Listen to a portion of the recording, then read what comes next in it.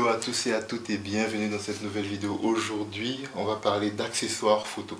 Voilà, il y a 3 accessoires que je trouvais très intéressants et que j'avais envie de vous présenter. Et bien, ils sont là, on va les déballer ensemble et on va faire un petit test vraiment rapide. Je vais vous dire pourquoi j'ai voulu les acheter et pourquoi je les trouve intéressants. Allez, c'est parti pour le déballage test maintenant.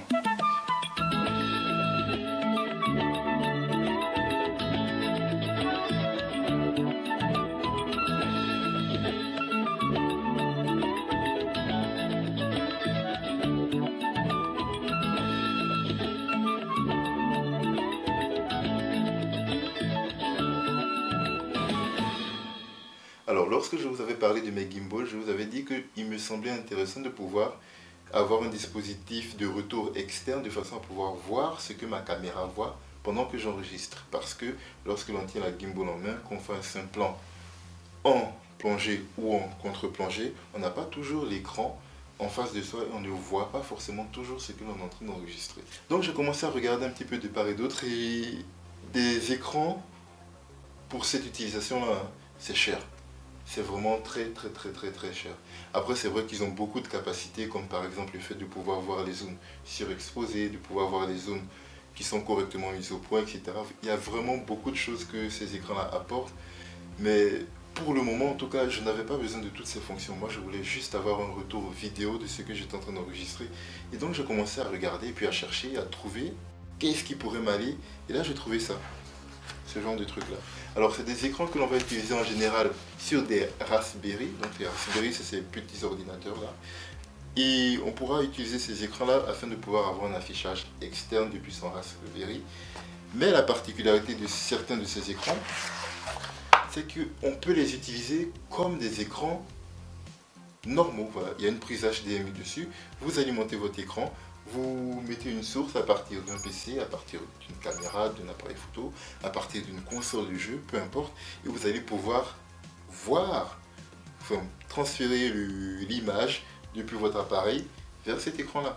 Simplement. Et bien entendu, le tout à un prix bien moins cher que n'importe quel moniteur externe vidéo. Par exemple, là, j'enregistre, mais mon appareil photo est à peu près 2 mètres, 2 mètres et demi de moi.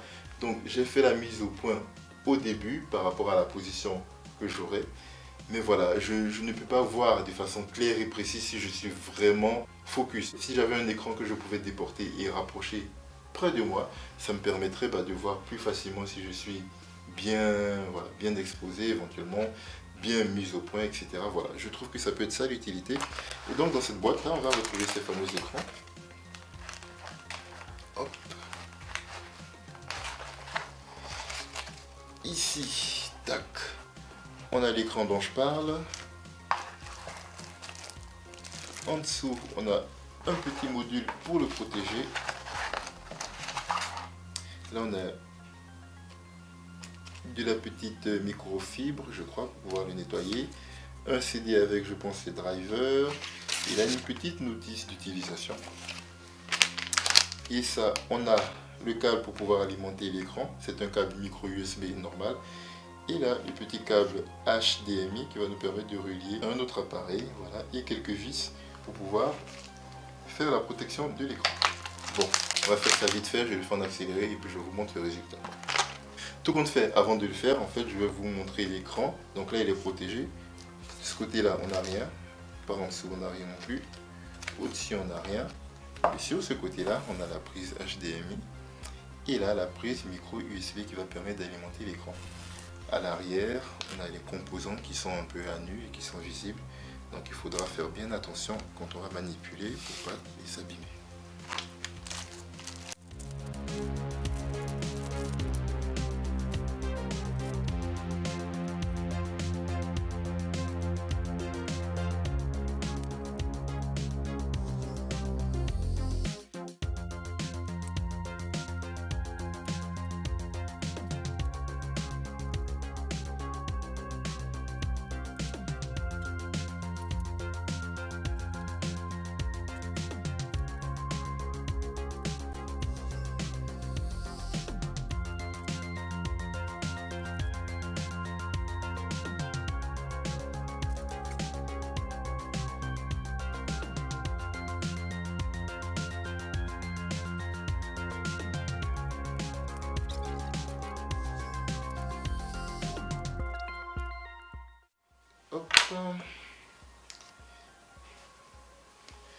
Et voilà.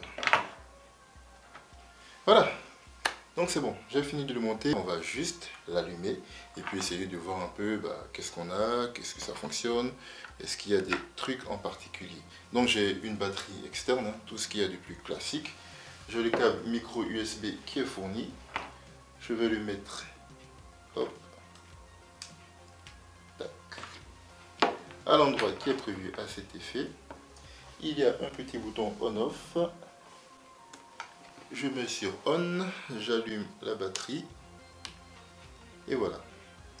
Et comme je vous ai dit, ça coûte vraiment moins cher comparé aux écrans qui sont vraiment dédiés à cette utilisation. Les écrans de monitoring pour appareil photo, on en trouve rarement en dessous des 200 €, mais vraiment rarement. Et quand vous en trouvez à ces prix-là, c'est vraiment de l'entrée de gamme. Alors, est-ce que c'est forcément mauvais? Je ne dis pas ça, mais c'est vraiment l'entrée de gamme. Vous n'avez pas toutes les fonctions que ça peut faire. Alors que cet écran-là, on le trouve aux environs de 40 €. Moi, j'ai acheté le mien à 37 €. Il y avait une promotion à 37 €. Vous en trouverez même au plus bas prix que j'ai trouvé, c'était 23 €.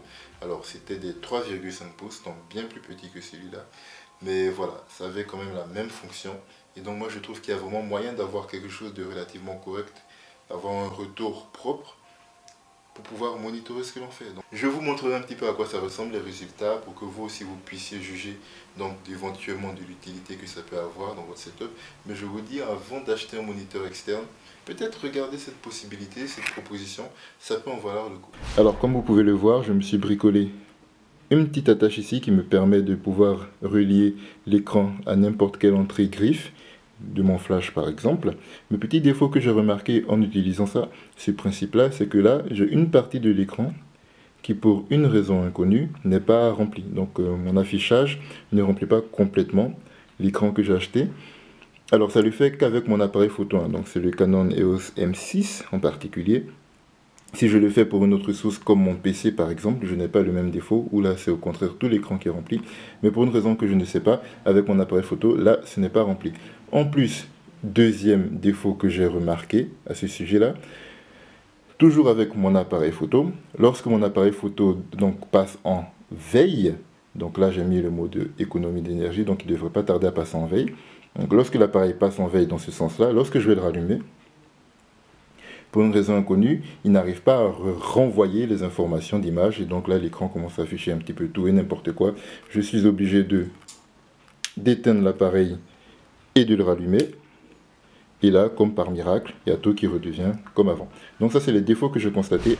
Je vais vous parler de cet accessoire-là. Alors, c'est très très simple, il est tout petit. C'est un câble micro HDMI vers HDMI normal. Mais bon, vous allez me dire, c'est qu'un câble micro HDMI vers HDMI normal. Pourquoi j'en parle? Déjà, j'ai le débat. Et peut-être que là, vous allez comprendre mieux. C'est un câble HDMI qui est tout plat. C'est une nappe, en fait. Voilà, on peut voir la finesse du machin. C'est une nappe, en fait. Avec ma gimbal, je mets ça sur mon appareil photo. Et ça, je peux le déporter directement sur un bras qui va tenir mon petit moniteur. Mon petit moniteur externe. Je trouve que c'est vraiment très cher, mais je n'ai pas trouvé moins cher. Ça coûte 17 €. Que dire de plus, c'est qu'un simple câble, il est exceptionnel seulement par sa finesse qui va lui permettre de pouvoir aller à peu près partout. On va terminer par les derniers accessoires photo duquel j'aimerais vous parler.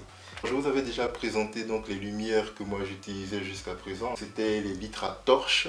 Donc là actuellement il y en a deux qui m'éclairent, une qui est là et une qui est là. Et une fois que vous branchez ça à une source extérieure de puissance comme un powerbank par exemple, l'autonomie est quasiment illimitée. Voilà. Ils sont super chauds mais par contre ça fonctionne bien. J'ai la luminosité que j'ai mise depuis le début, ça n'a pas baissé, c'est vraiment très intéressant. Et pour compléter ça, donc je me suis pris une autre lumière.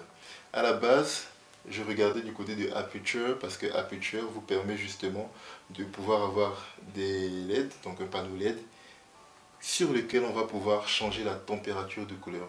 Et donc la température de couleur c'est quoi? Donc c'est de passer d'une lumière relativement blanche vers une lumière qui serait plus chaude par exemple. Ou alors d'avoir un mix des deux.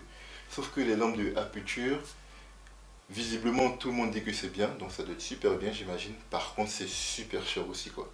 Donc, comme d'habitude, je regardais du côté de mes Chinois et j'ai essayé de voir s'il n'y avait pas une alternative qui coûtait moins cher. Qu'est-ce que j'ai trouvé? Tac!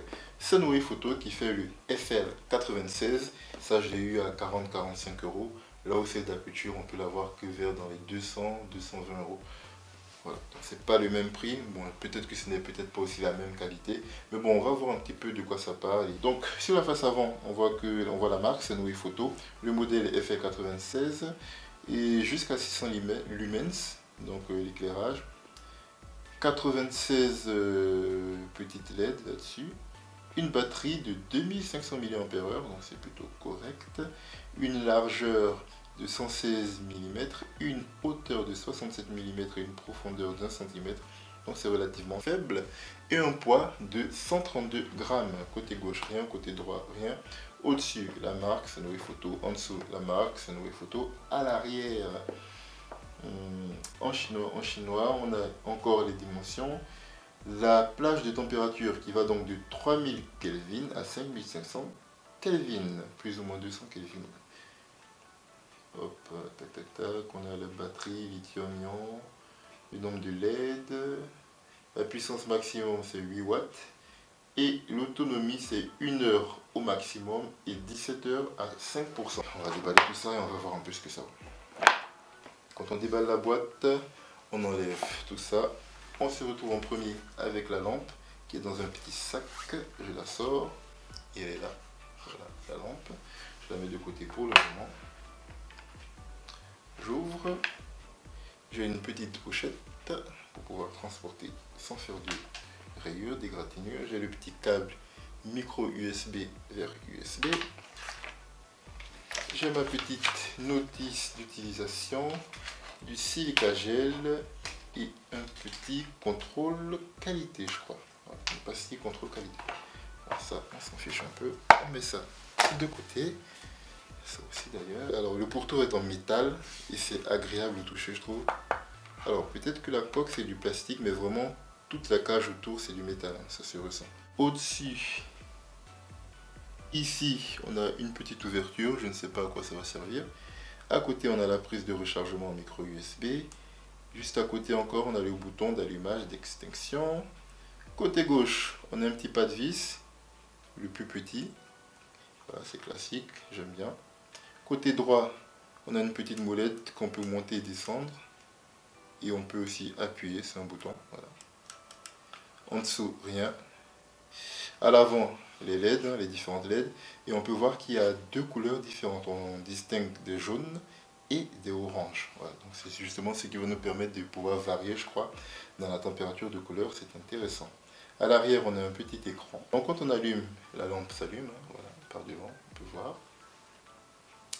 Mais aussi derrière, on a en haut l'autonomie, je crois. Donc actuellement, je peux tenir 557 minutes. Ma batterie est chargée aux 2/3. Je suis à 5% de luminosité et à une température de 3000 Kelvin. Donc si je monte, alors ça va augmenter la puissance de l'éclairage. On voit que ça monte. Je suis là à 40% et je continue de monter encore. Et là, je suis à 66%. On voit que l'autonomie est passée à 54 minutes. Et je monte encore, je monte, je monte, je monte. Et là, je suis à 100%. Donc 100%, c'est la puissance maximum. On peut voir vraiment tout le halo que ça crée. Voilà. Pas de lumière, avec lumière, pas de lumière, avec lumière. Voilà. Ça crée vraiment quelque chose de très puissant. Voilà, c'est intéressant. Si j'appuie sur le bouton sur le côté, je vais pouvoir régler la température de couleur. Alors voilà, là je suis au minimum en termes de luminosité. Je suis à 3000 Kelvin et je vais changer la température. Donc là on va augmenter. Et donc on voit que la lumière devient de plus en plus blanche. Donc 5500 Kelvin. Je diminue. Le orange s'allume de plus en plus, le blanc de moins en moins. Et donc là on est à 3000 Kelvin. Je vais maintenant changer la température de couleur, je vais la diminuer et on voit, voilà, on voit que ça passe de blanc à plus orangé en fait. En fonction de la luminosité, on peut avoir des tons chers qui sont plus intéressants. Alors je vous déconseille de regarder ça directement dans les yeux. Je ne sais pas si ça vaut vraiment les Aputure. Ce que je sais, c'est que ça respire la qualité. C'est vraiment bien, c'est vraiment propre. À 40 €, franchement, je trouve que c'est vraiment bien. C'est un bon rapport qualité-prix. Et je pense que ça peut valoir le coup d'investir dans ce genre de lampe-là. Yo! Et dernier accessoire duquel j'aimerais vous parler, mais que je n'ai pas pu faire dans l'autre vidéo. Du coup, ça, c'est une nouvelle vidéo. Il s'agit de ça. Ça, comme c'est marqué dessus, c'est un caméra monopode. Donc j'ai pris vraiment un caméra monopode entrée de gamme. Celui-là m'a coûté 35 €, acheté sur Amazon, livré en quelques jours. On va le déballer ensemble et je vais vous expliquer aussi pourquoi c'est un achat qui me semble intéressant. Allez, c'est parti pour le déballage. Alors, il n'y a absolument rien d'exceptionnel à cette boîte, aucune marque, rien du tout. Donc on va directement déballer le produit. Hop, la boîte est vide. On voit qu'il y a un petit sac qui permet de transporter le monopode de façon à pouvoir le protéger contre les chocs. Alors la taille du sac par rapport au monopode est un petit peu juste, ce qui fait que c'est un peu plus compliqué de sortir, mais rien d'extraordinaire non plus.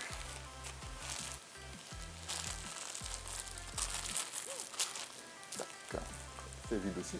Alors il y a le monopode qui est là. Il y a quelques petits accessoires que je vais vous définir dès maintenant. Premier accessoire, c'est ça. Alors c'est une petite pochette avec un petit mousqueton ici qui va vous permettre éventuellement de transporter quelques petits accessoires. Bon, c'est pratique. Je ne vois pas trop à quoi ça pourrait servir avec ce monopode là, mais bon, c'est bien de l'avoir quand même. Là, vous avez une petite clé à 6 pans et ce qui ressemble à un pied. Donc a priori, on pourra remplacer toute la partie basse du monopode afin d'avoir ce petit accessoire afin de pouvoir poser le monopode sur d'autres surfaces. Donc regardons en détail comment est fait le monopode. Il est dans son petit sachet de protection. J'enlève. Et il ressemble à ça le monopode. Donc au-dessus, on a le petit pas de vis qui va nous permettre de pouvoir visser notre appareil photo, par exemple. En dessous, on a trois petits pieds qui se déplient et qui vont permettre de poser le monopode et d'avoir quelque chose de relativement stable et équilibré. Le système pour le déverrouiller, c'est ces petits cercles concentriques qu'on va dévisser. Ça va nous permettre d'étendre le monopode jusqu'à sa longueur maximum. On revisse, voilà, comme ça. Lorsque le monopode est à sa taille la plus grande, il est presque au niveau, et non pas de mon torse, mais plutôt de mes yeux, ce qui est vraiment pas mal. Et pour montrer que je ne mens pas, on voit toute la longueur du monopode ici. Je ne triche pas. Et donc je vais enfoncer une porte ouverte, mais un monopode, ce n'est pas un trépied. Donc oui, effectivement, il permet de tenir debout comme ça quand on a les trois petites pattes qui sont en bas. Et donc on a un équilibre qui est relativement bien, mais il est très fragile. Vu que ce n'est pas un trépied, donc qui est vraiment établi sur trois pattes différentes, il suffira d'un petit quelque chose. Comme vous avez pu voir, je pousse un tout petit peu et le monopode tombe par terre. Je vous déconseille au maximum, autant que possible, de placer votre appareil photo dessus et de partir loin de là pour pouvoir faire une photo par exemple au retardateur. Au contraire, je pense que l'utilité c'est vraiment de pouvoir se faufiler un petit peu partout dans une scène, dans une foule, sans être obligé à chaque fois de rabattre les pieds du trépied pour passer au milieu des personnes et pour aller faire un shoot par exemple. Ça c'est vraiment l'accessoire indispensable. Vous avez votre appareil photo dessus, qui vous permet de vous le poser au sol, de stabiliser et de pouvoir prendre une photo ou une vidéo de façon plus stable que si vous n'aviez l'appareil qu'à la main et vous êtes un peu plus mobile que si vous aviez un trépied. Donc, alors petite particularité encore de ce monopode, lorsqu'il a ces trois petites pattes qui sont étendues, qui nous permettent de stabiliser le monopode, on avait vu, il y a cette petite vis, ce petit écrou rouge là, qui une fois dévissé, va nous permettre, hop, d'avoir une certaine flexibilité et de pouvoir orienter le monopode un peu plus simplement. Une fois le monopode replié, il ressemble à ça, ce qui est relativement très compact. On a des petits leviers ici qui vont nous permettre de replier les trois pattes vers le haut. On arrive à un système qui est relativement bien transportable, plus facile à mettre en œuvre qu'un trépied, qui gêne moins. Alors on perd la stabilité, c'est vrai, mais on gagne en flexibilité, ce qui peut être très intéressant lorsqu'on en a envie d'être créatif, de façon assez instantanée, qu'on n'a pas eu le temps de déplier un trépied. Là, tac, tac, tac, je déplie, hop, hop, hop, hop, Et voilà, et je suis prêt à shooter. Je garde mon monopode là et hop, je peux faire ma mise au point, je peux prendre mon sujet. Et une fois que j'ai fini, même chose.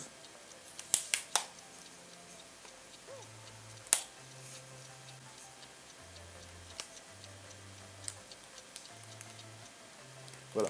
Alors, c'est un peu laborieux pour ma part, mais on se rend compte que s'il y avait vraiment un concours de vitesse à faire entre déployer un monopode et déployer un trépied et être prêt à prendre quelque chose, que ce soit une vidéo ou une photo, on est vraiment beaucoup plus rapide, beaucoup plus efficace avec un monopode qu'avec un trépied. Donc ce monopode, c'est de la marque Koleaoda, Oda, le K288. Je vous mettrai la référence dans la description. Acheté un petit peu moins de 40 € sur Amazon. Je trouve en complément des autres accessoires, ce monopode aussi excellent, qui a un bon rapport qualité-prix, encore une fois. Je suis parti d'ici et de reprendre une activité normale, mets-moi un pouce en l'air ou un pouce en bas en fonction du fait que tu aies aimé ou pas la vidéo. N'hésite pas à me dire les points sur lesquels je pourrais améliorer mes tests. Sur ce, c'était TMJ, geekez bien, partagez beaucoup, vivez mieux et surtout, recommencez.